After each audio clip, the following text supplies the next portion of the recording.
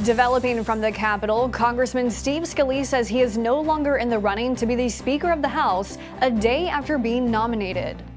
And Israel warns residents of Gaza City to vacate as the country continues to retaliate against Hamas. The Morning Rundown starts now. From the Straight Arrow News Studio, bringing the stories that matter to you from across the United States and around the world. This is the Morning Rundown. Today is Friday, October 13th. Thank you for joining us. I'm Kara Rucker. We begin with developing news out of Capitol Hill. House Majority Leader Steve Scalise has jumped out of the race to become the next Speaker, just a day after House Republicans nominated the Louisiana congressman for the position during a private ballot.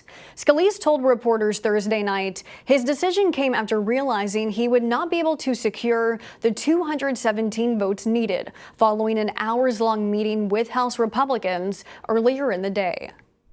I just share with my colleagues that I'm withdrawing my name as a candidate for the Speaker designee. If you look at over the last few weeks, if you look at where our conference is, there's still work to be done. Our conference still has to come together and is not there. There are still some people that have their own agendas. Scalise defeated House Judiciary Chairman Jim Jordan to be the GOP's choice for Speaker. However, some Republicans said they were going to stick with Jordan despite Scalise winning the nomination. Speaking to reporters last night, Jordan, the leader of the House Freedom Caucus, said he expects House Republicans to come together today on an agreement for a candidate. The House remains without a speaker after Kevin McCarthy was voted out last week, leaving Congress in limbo with several issues such as supporting allies in wars overseas and preventing a government shutdown. The Senate has been out on recess this week, but returns on Monday. And now to the latest on the war between Israel and Hamas. This morning, Israel is ordering the evacuation of over 1 million Palestinians from northern Gaza, including Gaza City, telling residents to relocate to the south within 24 hours, as the Israeli army is expected to launch a ground invasion.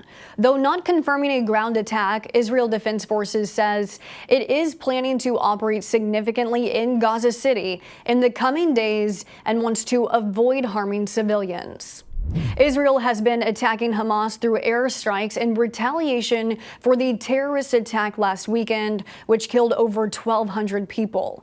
More than 1,500 have been killed in Gaza, according to the Palestinian Health Ministry.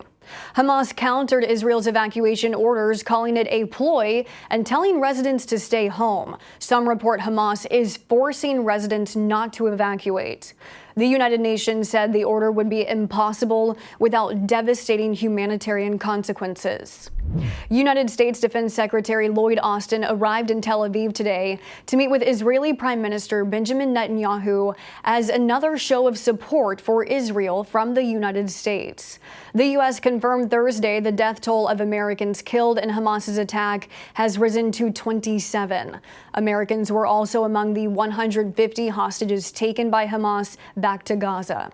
Echoing comments from President Joe Biden a day earlier, Secretary of State Antony Blinken told ABC News that the U.S. is exploring all options at getting those U.S. citizens home. Hamas has called on supporters to hold a day of rage protest worldwide today, leading the Israeli government to issue a warning for all Israelis worldwide to stay vigilant. In the United States, police departments are on high alert, the FBI saying it is working to identify any threats that may emerge. For Americans living in Israel, the U.S. Embassy says it will offer transportation out of the country either by air or sea beginning today. In response to Hamas's attack on Israel, the United States and Qatar have agreed to stop Iran from accessing the $6 billion in funds that was part of a prisoner exchange last month, according to sources telling several news outlets. A U.S. official tells Reuters, quote, "Iran will not be able to access the funds for the foreseeable future."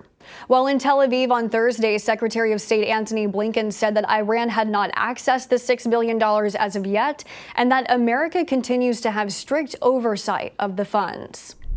The $6 billion were transferred to Qatar as part of the deal to free 5 Americans detained in Iran. Following Hamas's assault, there were bipartisan calls to freeze the funds due to Iran's backing of the militant group. Though U.S. officials have said there is no evidence of Iran's direct involvement in the terrorist attack. Senator Robert Menendez faces new charges, prosecutors accusing the New Jersey Democrat of acting as an agent of Egypt while serving as the chairman of the Senate Foreign Relations Committee. Last month, Menendez and his wife were charged with accepting bribes, including cash, a luxury car, and gold bars from businessmen in exchange for the senator's help in foreign affairs. They pleaded not guilty, and the senator stepped down as committee chair. In the superseding indictment filed Thursday, Menendez was charged with violating the Foreign Agents Registration Act. As a member of Congress, Menendez was prohibited from being an agent of a foreign government. More than 30 Senate Democrats have called on Menendez to resign. In response to the latest charge, the New Jersey senator issued a statement saying in part, "I have been throughout my life loyal to only one country, the United States of America, the land my family chose to live in democracy and freedom." Piling new charge upon new charge does not make the allegations true. I again ask people who know me and my record to give me the chance to present my defense and show my innocence. If you ever wished about living on the moon, your wish could come true sooner than you may have thought. NASA says Americans could be living on the moon by 2040. In a recent New York Times article, 7 NASA scientists say that goal is attainable if the agency continues to hit its benchmarks. Though the Times says some in the scientific community are calling NASA's vision overly ambitious. To build the homes on the moon, NASA will send up a 3D printer that will use moon matter, fragments of dust, rocks, and other minerals to create the structures. NASA's director of technology says this is a pivotal moment, one that feels like a dream, but was inevitable. But first things first, in November 2024, NASA will be sending 4 astronauts around the moon before we start living on it. Finally this morning, superstar Taylor Swift is known for her impact on the music industry, breaking streaming records and winning multiple awards. But now the singer is looking to leave her mark on movies and changing how theaters operate. For decades, moviegoers have been told to silence their mobile devices during a film screening. But with the release of Swift's Eras Tour concert film, some movie theaters are relaxing that no cell phone policy. AMC's website says moviegoers should feel free to take selfies and group photos, but you may not record the concert film on the big screen. A representative for Flix Brewhouse, which operates 10 theaters in the country, tells Variety that Swifties are going to want to record themselves having fun so they can use their phones during the movie, but also says not to record the screen over privacy laws. In what has been a cruel summer for the entertainment industry due to the writers' strike and the ongoing actors' strike, Swift's film is expected to give a big boost, projected to bring at least $100 million in its domestic box office debut. In a recent Five for Friday, our business correspondent Simone Del Rosario looked at the top 5 concert films of all time, and you can find that report now on SAN.com. These are your top stories for this Friday. Now you can get the morning rundown in your inbox each weekday morning by subscribing to our newsletter. Visit our website, SAN.com, and go to the Rundowns podcast page in order to sign up.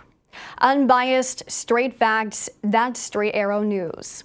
We'll see you back here on Monday. Until then, I'm Kara Rucker. Have a great weekend.